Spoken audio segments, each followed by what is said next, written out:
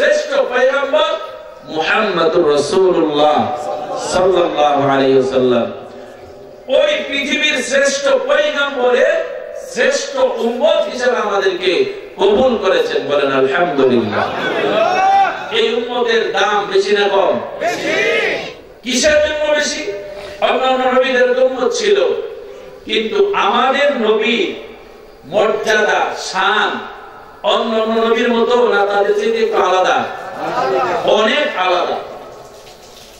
অন্য যত পয়গম্বর আল্লাহ দুনিয়াতে পাঠাইছে, সমস্ত পয়গম্বরের মধ্যে যত ভালো সিফত ভালো গুণ ছিল, সমস্ত গুণ ভালো গুণ ভালো সিফত ভালো মুজিজা আপনার আমার পয়গম্বরকে আল্লাহ দান করছে। সুবহানাল্লাহ। সেই নবীর উম্মত হইলাম আমরা। এই নবীর উম্মত হইলাম, খুশি না বেজার? খুশি। আদর্শটা মানতে হবে কার? ওই নবী না মেসি? নবী। কার আদর্শ মানতে হবে? নবী। নবীর আদর্শ মানতে হবে। যদি নবীর আদর্শ মেনে নেই, তাহলে আমার ব্যক্তি জীবনে শান্তি, পারিবারিক জীবনে শান্তি, সামাজিক জীবনে শান্তি, রাষ্ট্রীয় জীবনে শান্তি, ব্যবসায়ী জীবনে শান্তি, চাকরি জীবনে শান্তি, all everything A to Z মুসলমানের শান্তির অভাব নাই, ঠিক কিনা? একমত সবাই? একমত। সমস্যার সন্দেহ আছে? কিন্তু শান্তি পাই না কেন? ওই আদর্শটা আমাদের মধ্যে নাই। এখন আমরা আমাদের জীবন আল্লাহ রাসূলের আদর্শ মানতে চাই না। নেট থেকে নামাই কোন কাটিং এর চুল কাটা যায়, ছেলে মেয়েকে বলে যে এই কাটিং কেটে দাও, ঠিক কি না? এই কাটিং যেটা কেমনে নামাইছে আর কেমনে পাইছে, এমন এমন মানুষের আদর্শ ফলো করি যারা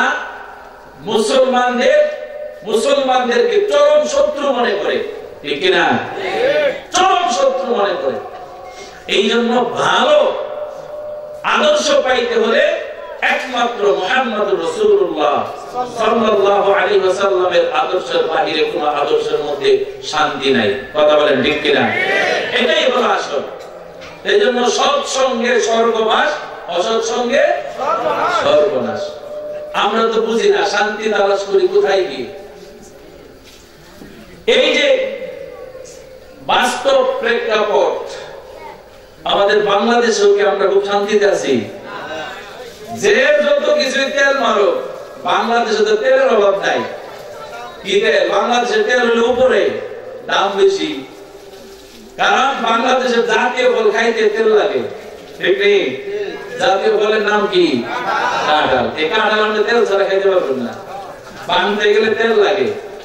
তার অন্য দেশে তেলের খনি দিছে আল্লাহ নিচে, আর আমাদের প্রত্যেক জায়গায় তেল মারতে মারতে মারতে মারতে তেলের দাম 200 টাকার উপরে গেছে, ঠিক কিনা? শান্তির আশা করলেও লাভ নাই, কারণ শান্তির রাস্তায় আমরা নাই। এই জন্য সৎ সঙ্গ সবচাইতে বড় সঙ্গ। আল্লাহ রাব্বুল আলামিন বলেন, লাকাদ কানা লাকুম ফি রাসূলিল্লাহি উসওয়াতুন হাসানাহ। আমার বন্ধুর মধ্যে তোমাদের জন্য সবচেয়ে উত্তম আদর্শ রয়েছে। সুবহানাল্লাহ, সুবহানাল্লাহ।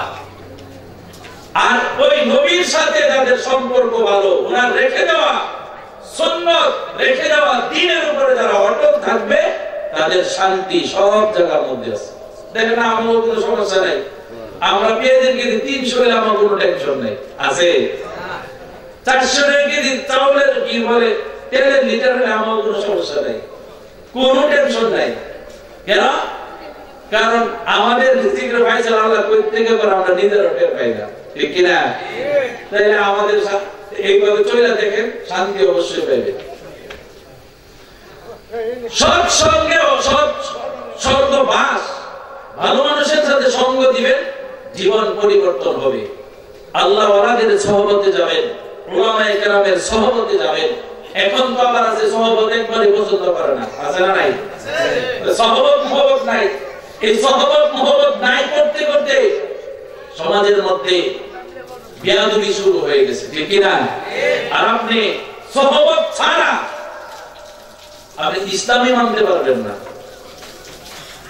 এখানে এভারেজ মিলাদ কয়জন লোক, কয় পার্সেন্ট লোক পাইবেন? সূরা ফাতিহার আলহামদু থেকে রব্বিল আলামিন পর্যন্ত, ওয়ালাদ-দাল্লিন পর্যন্ত একজনকে সামনে দেন যে আয়াত পড়েন আর তরজমা করেন, না দেখা কয়জন, কয় পার্সেন্ট বাইরিব? কথা বলেন না, কয় পার্সেন্ট বাইরিব? 1% বাইরিব না। ঠিক আছে? তাহলে আপনি যদি বলেন যে আমি সূরা ফাতিহা কারো কাছে গিয়ে শিখবো না, এটা শিখা সম্ভব? তাহলে শিখতে হলে কোথায় যেতে হবে? সহবতে যাইতে হবে। আর সহবতে গেলে আপনি শিখতে পারবেন। এখন সহবতে আপনি পছন্দ করেন না, আছে না নাই? আপনাদের এখানে নাই, কিন্তু অন্য জায়গায় আছে। সহবত কি? সহবত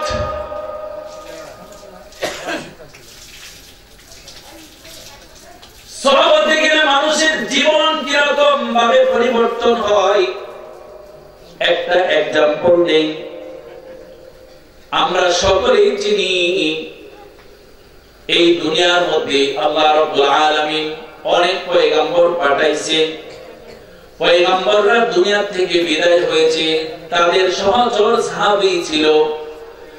একে একে করে সাহাবায়ে কেরাম বিদায়, সাহাবায়ে কেরামের সিরিয়াল সিঁড়ি শেষ হয়েছে।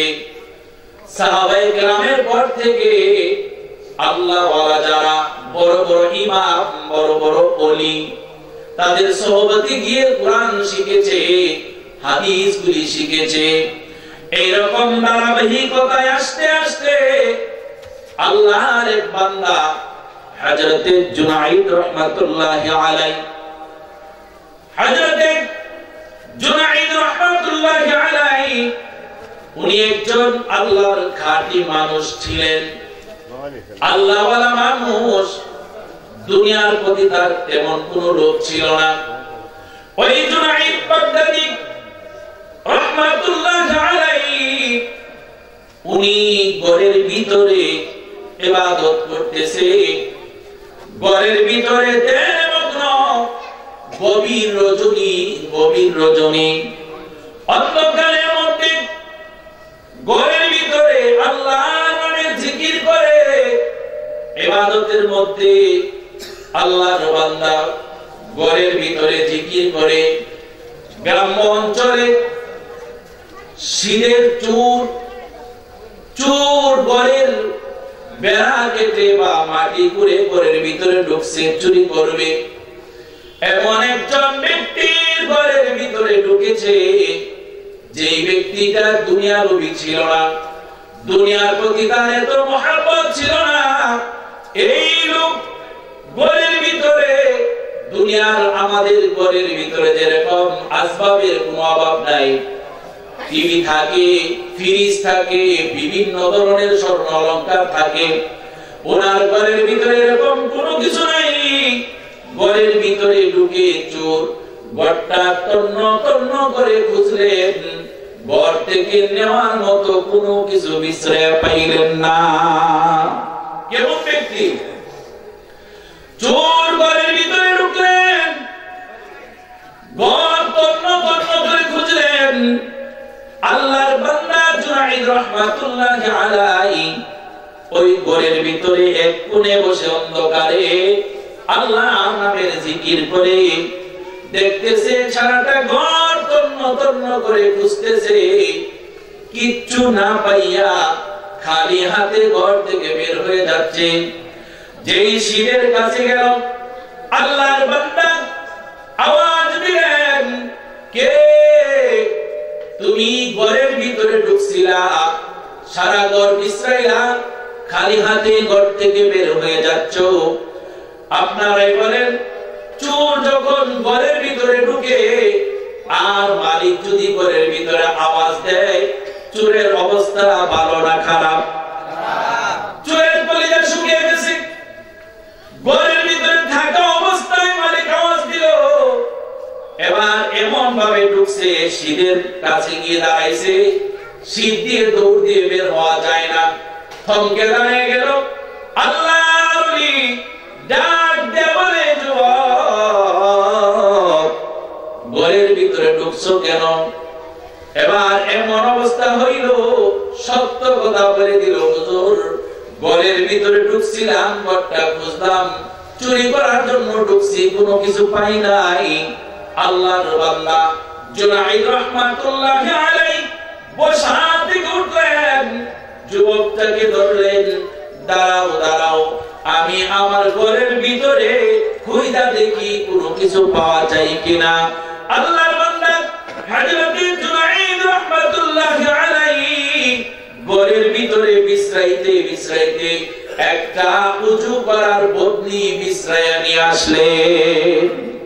একটা বদনি আনলেন, যে বদনিটা দিয়ে উনি উযু করেন। সুবহানাল্লাহ, সুবহানাল্লাহ। এই উযু করার বদনি আল্লাহর বান্দা ইনার চোরকে বলল, এটা দিয়ে দাও। চোর ডাক দিয়ে বলে, যুবক লোকটা ডাক দিয়ে বলে, হুজুর এটা দিয়ে আমি কি করব? বলে, এটা দিয়ে আমি যা করি তুমিও তা করবা। কি করেন আপনি? বলে, আমি এটার মধ্যে পানি নেই, নিয়ে আমি ওযু করি। ওযু। যুবক ডাক দিয়ে বলে, হুজুর আমার জিন্দেগিতে কোনদিন আমি ওযু করি নাই, অতএব আমি ওযু করতে পারি না।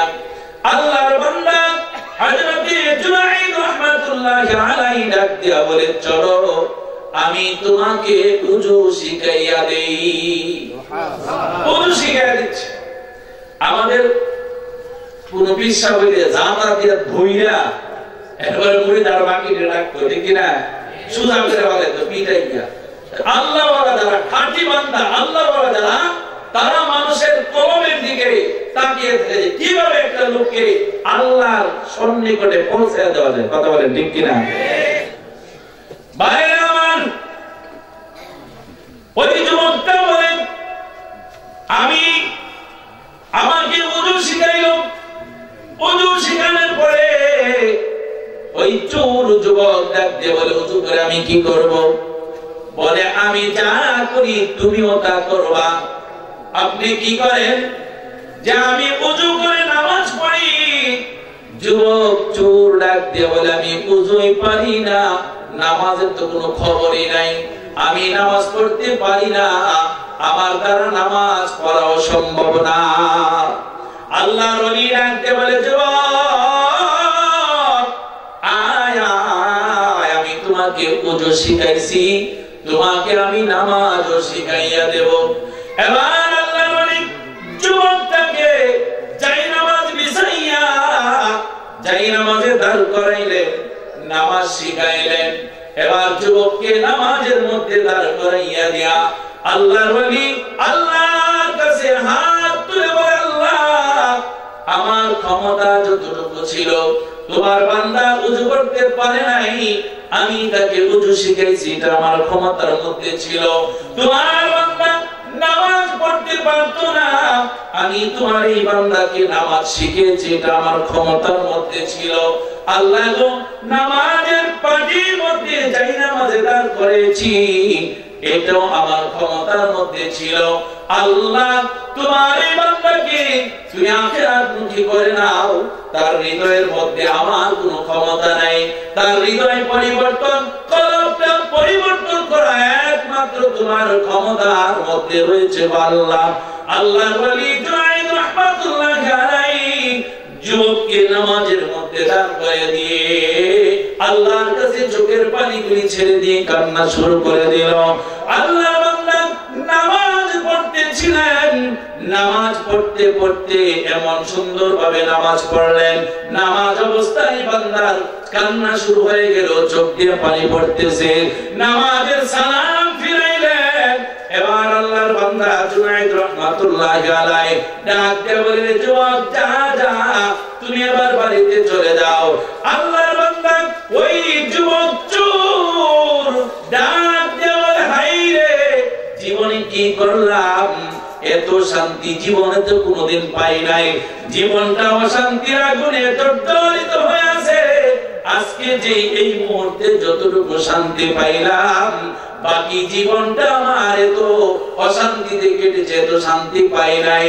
আল্লাহর ওলি হযরত জুনাইদ রাহমাতুল্লাহি আলাইহি আল্লাহর দরবারে কাঁদতে লাগলেন, তার জন্য দোয়া করলেন।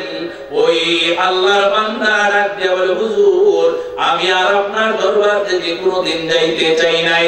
দুনিয়ার জীবনে ঢুকে দুনিয়া তো খারাপ কাজ সব কিছু করেছি, আজকে এই মুহূর্তে যে শান্তি পাইছি এই শান্তি আর কখনো পাই নাই।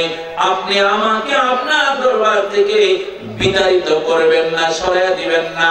আল্লাহর বান্দা হযরত জুনাইদ রাহমাতুল্লাহ আলাইহি বলেন, এই যুবক এত ভালো হয়েছে, এত মর্যাদা সম্পূর্ণ হয়েছে, আল্লাহ রাব্বুল আলামিন তাকে ওলিদের কাতারে নিয়েছে। সৎ সঙ্গে সর্বনাশ, অসৎ সঙ্গে সর্বনাশ। তো যত খারাপের মধ্যে যাইবে খারাপের দিকে আপনাকে ধাবিত করবে, যত ভালোর দিকে যাইবে যার ভালো মানুষের সাথে সঙ্গ দিবেন ভালোভাবেই থাকতে পারবে। আমি আপনাদের সামনে একটা আয়াত তেলাওয়াত করেছি, যে আয়াত, যে সূরার নাম হলো সূরা মুলুক। এই সূরা মুলুকের মধ্যে আল্লাহ রাব্বুল আলামিন বলেন যে আমি হইলাম রাজত্বের মালিক, আমি হইলাম ক্ষমতার মালিক, সমস্ত ক্ষমতা আমি আল্লাহর হাতে। ক্ষমতার মালিক কে? আল্লাহ। আসমানের মালিক কে? আল্লাহ। জমিনের মালিক কে? আল্লাহ। আপনার আমার মালিক কে? আল্লাহ। সব কিছু আল্লাহ দেখে, কথা বল না, দেখেনি? নামাজ পড়লে আল্লাহ দেখে, রোজা রাখলে আল্লাহ দেখে, সুদ খাইলে আল্লাহ দেখে, দেখে কি দেখে না? ঘুষ খাইলে ওই সময় দেখে। আচ্ছা, আপনারা সচেতন মুসলমান। সুদ খাওয়া দরকার আছে না নাই? কি সুদ আছে না নাই সমাজে? আসেনি? থাকলে ভালো, মাশাআল্লাহ।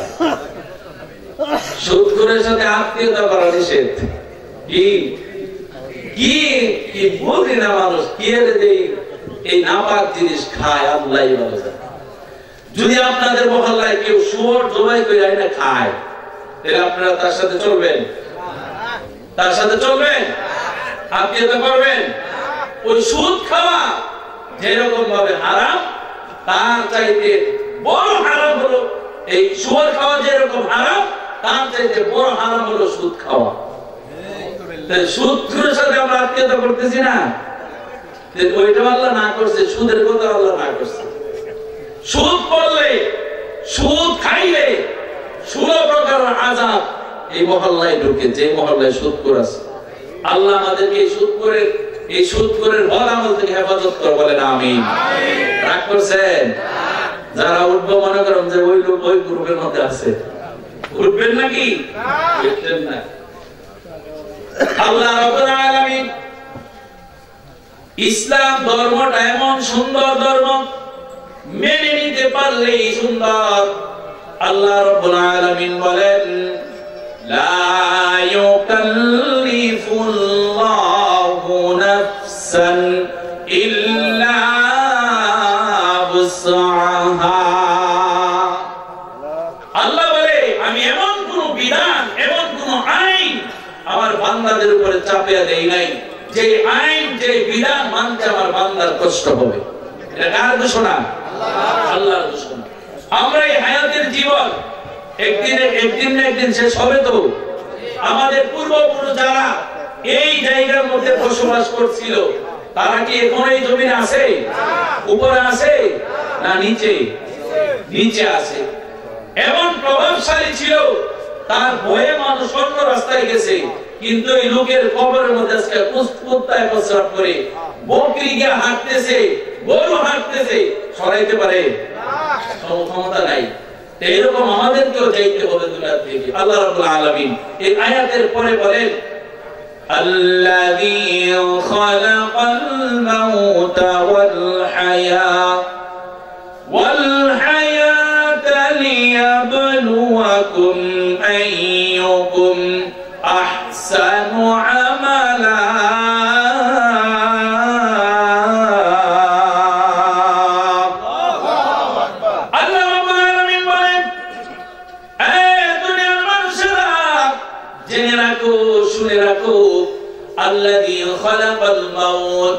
আমি আল্লাহ মৃত্যুকে সৃষ্টি করেছি, আল্লাযী খালাকাল মাউতা ওয়াল হায়াতা লিয়াবলুয়াকুম আইয়ুকুম আহসানু আমালা। হায়াত সৃষ্টি করেছি, মওত সৃষ্টি করেছি, কেন জানোনি? তোমাদের মধ্যে কে আমলে সর্বশ্রেষ্ঠ হইতে পারে, কোনকে শ্রেষ্ঠ হইতে পারে পরীক্ষা করার জন্য তোমাদেরকে হায়াত দিয়েছি। সুবহানাল্লাহ। হায়াতের জিন্দেগির মধ্যে আল্লাহর পয়গম্বর বলেন, এক ব্যক্তিকে আল্লাহর পয়গম্বর নসিহত করতেছিলেন, উপদেশ দিতেছিলেন। তার মধ্যে 5টা কথা আল্লাহর পয়গম্বর বলেছেন। 5টার মধ্যে 1 নাম্বার হলো এই 5টা আমল যার মধ্যে থাকবে, আল্লাহর পয়গম্বর বলেন 5টা জিনিস আসার পূর্বে 5টা জিনিসকে কদর করো। 1 নাম্বার হলো তোমার বৃদ্ধ হওয়ার পূর্বে তোমার যৌবনকে হেফাজত করো, যৌবনকে কদর করো। কে বলছেন? আল্লাহর পয়গম্বর বলছেন। আল্লাহর পয়গম্বর জিনার সামনে এবং পিছনের গুনাহ মাফ, ঠিক কিনা? নবীর জীবনে গুনাহ আছে? আওয়াজ তো কম কে? আপনাদের কি বিশ্বাস সন্দেহ আছে? নবীর জীবনে গুনাহ আছে নাকি? আওয়াজ করে বলেন আছে নাকি? হাত তুলে বলেন নবীর জীবনে গুনাহ আছে। আওয়াজ করে বলেন নাই নাই নাই, নবীর জীবনে কোনো গুনাহ নাই। এইটা হলো মুসলমানের আকীদা। নবীর জীবনে কোনো গুনাহ নাই, নবীর কথার মধ্যে কোনো ফল নাই, নবীর কথার মধ্যে কোনো সলচাতুরি নাই। এই কথাটা আল্লাহ কোরআনের মধ্যে বলেছেন। আল্লাহ রাব্বুল আলামিন বলেন, ওয়ান নাজমি ইযা হাওয়া মা দাল্লা সাহিবুকুম ওয়া মা গাওয়া।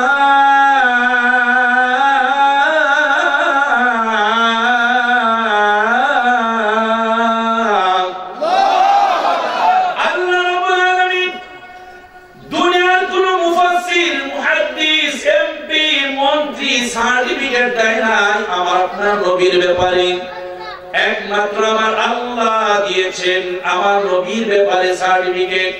কাফেররা বলতো মুহাম্মদ যা বলে বানায় বলে, নাউজুবিল্লাহ। মুহাম্মদ যা বলে সে ব্যক্তিগতভাবে বলে, এরকম ভাবে আল্লাহর পয়গম্বরকে তুচ্ছ তাচ্ছিল্য করত। আল্লাহ রাব্বুল আলামিন পয়গম্বরের ব্যাপারে সার্টিফিকেট দিয়েছেন। আল্লাহ বলেন ওয়ান নাজমি ইযা হাওয়া, আল্লাহ তারকার কসম করে বলেন ওই তারকার কসম যখন সেটা অস্তমিত হয়, ওই তারকার কসম করে বলেন মা দাল্লা সাহিবুকুম ওয়া মা গাওয়া। ও দুনিয়ার মানুষেরা শোনো, তোমাদের সাথী, তোমাদের বন্ধু, তোমাদের সাথী, তার কথার মধ্যে কোনো ভেজাল নাই। তোমাদের সাথী তিনি বিভ্রান্ত নয়, তিনি পথভ্রষ্ট নয়। ঘোষণাকার আল্লাহ যারা ঘোষণা দিল সেই নবীর ব্যাপারে কোনো সন্দেহ ওই নবীর উম্মত করতে পারে না। কথা বলেন ঠিক কিনা? এখন মাঝে মাঝে অনেকে বলে আল্লাহর পয়গম্বর নাকি গুনাহ করেছে। এটা আসতে বললেন যে এখন বলে এই কথা বলে। আমি বলতে চাই তুমি যে বললা নবীর গুনাহ আছে, নবীর 63 বছর জিন্দেগিটা কাফেরদের সাথে কাটাইলো, তারা কখনো বলার সাহস পাইল না। তুমি সলিমুদ্দি 1400 বছর পরে আইসা নবীর ব্যাপারে আঙ্গুল তুলো, তোমার মতো মুনাফিক এই সমাজে হতে পারে না। কথা বলেন ঠিক কিনা? ওগুলা মুসলমান বলতে পারে না।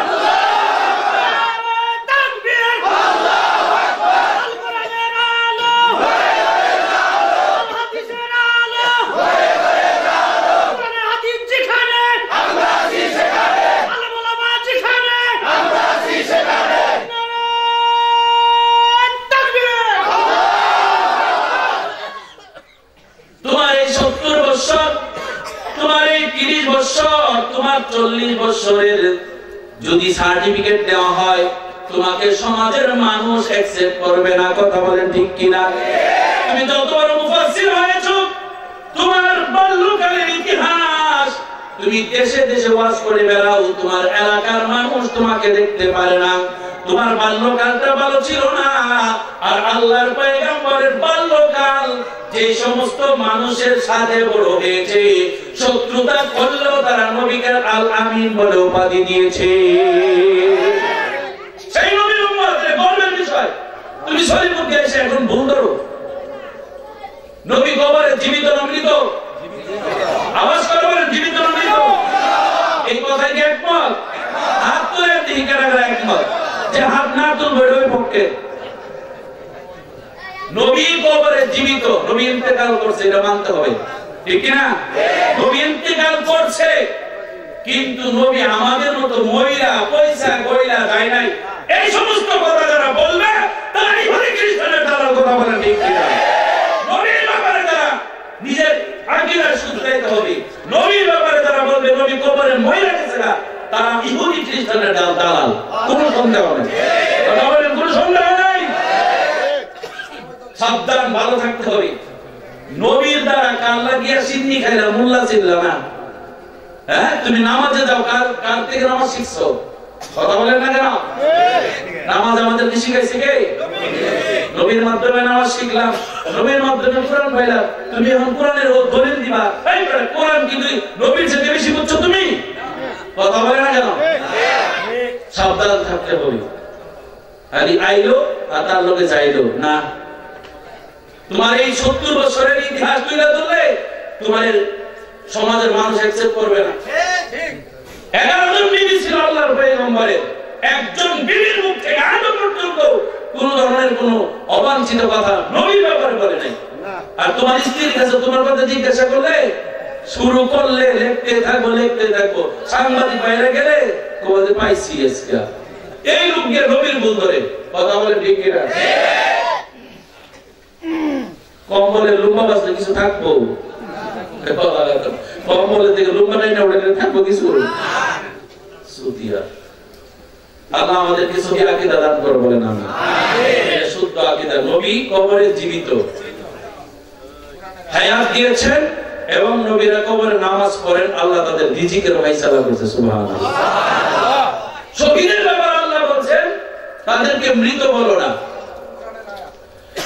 ওয়ালা তাকুলু লিমান ইউকতালু ফি সাবিলিল্লাহি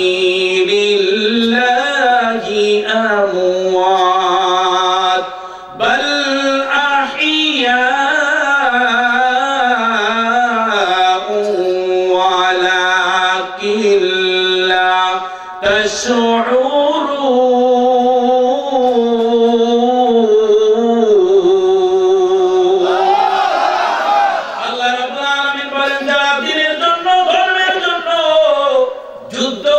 শহীদ হয়েছে তাদেরকে মৃত বলো না। ঘোষণাকার যার জন্য জিহাদ করলো, যুদ্ধ করলো, যারা শহীদ হইল তারা মৃত। আল্লাহ বলছে তাদেরকে মৃত বলো না। আর ওই নবীকে তুমি বলো নবী কবরের মধ্যে মৃত। তোমার মতো কপাল পুরা দুশ্মন আর নাই। কথা বলে ঠিক কিনা? বিরক্ত হইতেছে? হ্যাঁ, চলবে। আমি সবে ঢুকতেছি আলোচনায়। আগে আকীদা ঠিক করতে হইব, আকীদা ঠিক করে তারপর নামাজ পড়তে হইব। আপনি নবীর ব্যাপারে যদি আপনার আকীদা ঠিক না থাকে, আপনার নামাজের তুলার মতো কোনো লাভ নেই।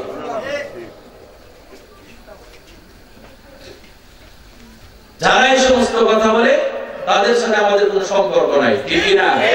সে যত বড় আলেম হোক, তার 10টা ডক্টর ডিগ্রি থাক, আমি তার আলেম মনে করি না। আপনারা মনে করতে পারেন আমি তার আলেম মনে করি না। সে নবীর দুশমন, কোনো সন্দেহ নাই। আল্লাহ রাব্বুল আলামিন আল্লাহর পয়গম্বর এক নম্বর বললেন, 5টা জিনিস আসার পূর্বে তোমার 5টা জিনিসকে কদর করতে হবে। 1 নাম্বার হলো তোমার বৃদ্ধ আসার পূর্বে যৌবনকালকে কদর করতে হবে, ঠিক কিনা? যৌবনকাল এমন একটা কাল, যেই কালটার দাম আল্লাহ রাব্বুল আলামিন দিয়েছেন। যৌবনের দাম ওই যুবকের দাম না, আল্লাহ রাব্বুল আলামিন ওই যৌবনের কালের সময়টার দাম দিয়েছেন। এই জন্য জান্নাতে যারা থাকবে তাদের জীবনটা জওয়ানিটা 33 বছরের যুবক আল্লাহ বানায়া দিবে। প্রত্যেকটা যুবকের বয়স হবে 33 বছর। আর আমাদের সঙ্গিনী যারা হবে তাদের বয়স হবে সবে মাত্র 16 বছর। আমাদের সঙ্গিনী যারা হবে তাদের বয়স হবে কত? 16 বছর। এই 33 বছরের দাম বেশি না কম? এই যে ওনার বয়স ধরে 70 বছর, আল্লাহ না করুক উনি যদি কামলা দিতে যায়, কারো বাড়িতে যায়, মানে কাজ করতে যায়, উনি যদি রিক্সাও চালায়, আরেকটা লোক যুবক 33 বছরের যুবক, এই দুজনই একই লেভেলের মানুষ, কিন্তু একজনে নিতে গেলে বা আমরা আনতে গেলে কাজের জন্য নিব কারে? কথা বলেন না কেন? কারে নেবে? দুনিয়াতে এই যুবকের দাম। এই জন্য আল্লাহ পারফেক্ট বয়স জান্নাতীদের বয়স দিয়েছেন আল্লাহ 33 বছর। জান্নাতীদের দাড়ি থাকবে না। সুবহানাল্লাহ। এখন আবার জান্নাতীতে বলে যে আমরা এই আগে থেকে দাড়ি রাখি না, ঠিক না? যার আগে থেকে বুঝে আমরা দাড়ি কেটে ঠিক করে রাখতে চাইছে না, জায়গায় ভাবতে হচ্ছে মেহনত করলে কাম হইব না, ঠিক নেই? জান্নাতে গিয়া জান্নাতের পরিবেশ, ওখানে বেলেট লাগবে না, উঠবেই না। সুবহানাল্লাহ। আর দুনিয়ার যৌবনের বাধা কমলে যায়, মডার্ন কি বলে হার বলে গিয়া কই দেন কি আছে, দেন অবস্থা খারাপ, কারণ যৌবন কালকে ভালো করে নাই। এখনকার যুবকদের যৌবন শুরু হয় নেশা দ্রব্য দিয়ে। কথা বলেন ঠিক কি? ইয়াব্বা দিয়ে শুরু। ইয়াব্বা নাম দিছে কি? ইয়াব্বা। নিজের বাবার একবার রাখতে না, কোন দিয়ে আমলে ইয়াব্বা নিয়ে আইস। যুবকের জওয়ানি শুরু হয় নেশা দিয়ে। এই যুবকের হার বলে যেমন বলে দিব, আর হার বলে গেলে বোঝা যায় এক ফাইলের দাম 5000 করবো না, ঠিক আছে? যৌবনের দাম বেশি না কম? দুনিয়াতেই যৌবনের দাম এমন পর্যায়ে যৌবনের যার নাই সে বুঝে, আর যার যৌবন আছে তার এক পাশে দুনিয়া, আরেক পাশে তার যৌবন। বলেন কোনটা নিব?